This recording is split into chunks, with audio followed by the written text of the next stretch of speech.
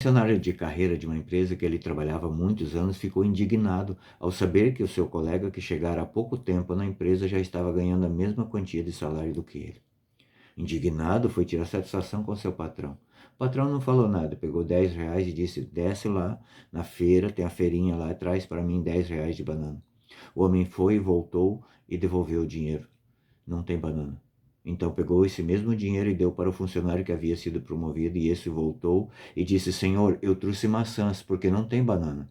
A maçã é a fruta que mais se assemelha em vitaminas, ela tem vitamina C, tem potássio, tem fibra, como a banana.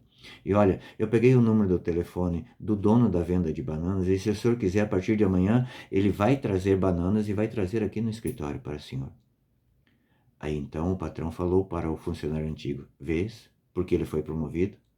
Nessa parábola que Jesus nos conta dos operários da vinha, não tem a ver com meritocracia, mas com a graça. Jesus quer nos dar a graça da salvação.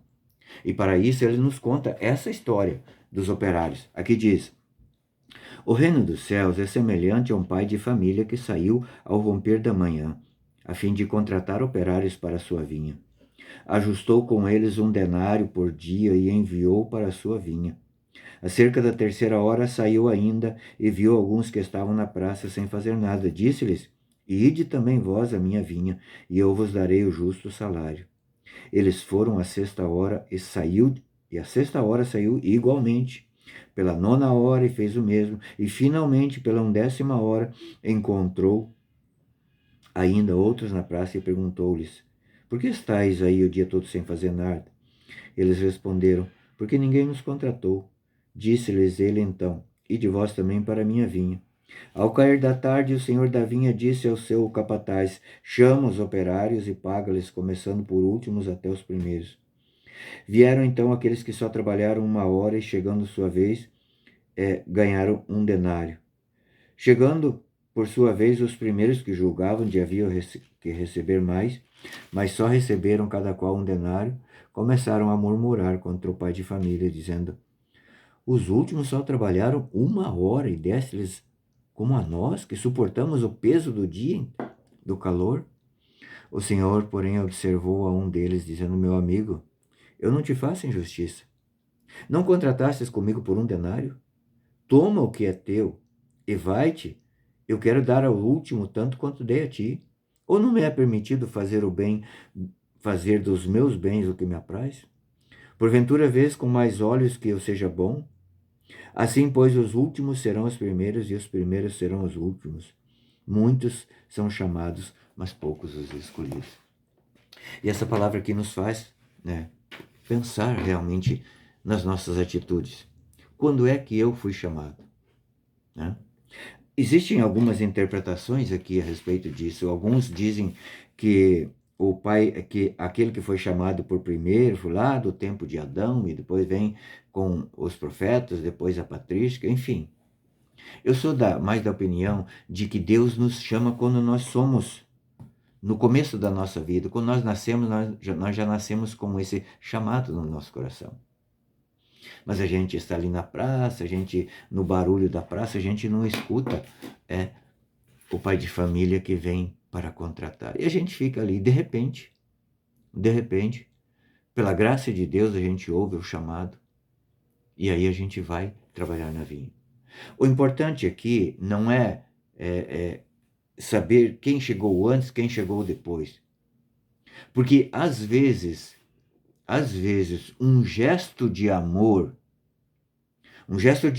a Deus, um ato de fé por Deus, feita com tal intensidade, é maior do que aqueles que estavam ali como empregados. Na parábola do filho pródigo, nós vemos, por exemplo, a diferença entre o empregado e o filho. O filho é aquele que permanece. O filho é aquele que ele é abraçado pelo pai, embora tenha demorado para cair a ficha, ele é abraçado pelo pai. Ele é filho, ele permanece com o pai. O empregado não, o empregado vai embora no final do dia. Esse é o chamado de Jesus para nós.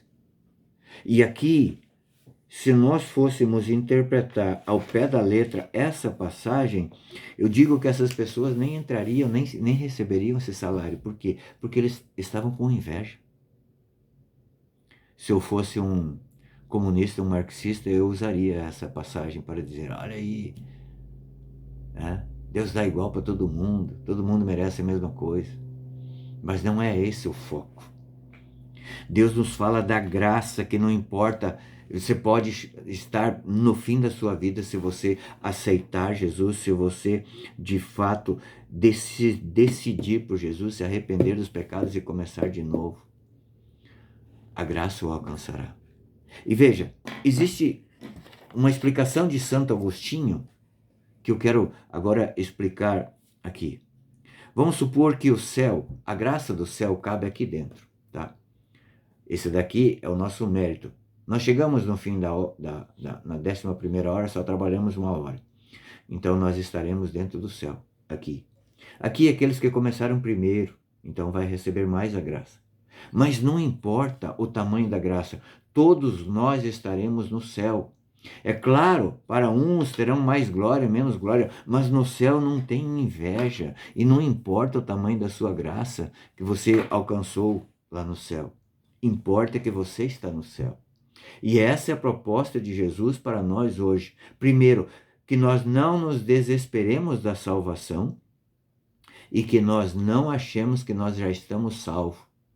Entende? São os dois extremos, dois pecados contra o Espírito Santo.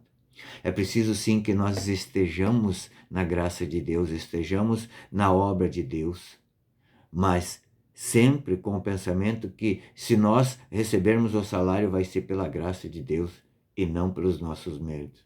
Deus te abençoe. Boa colheita.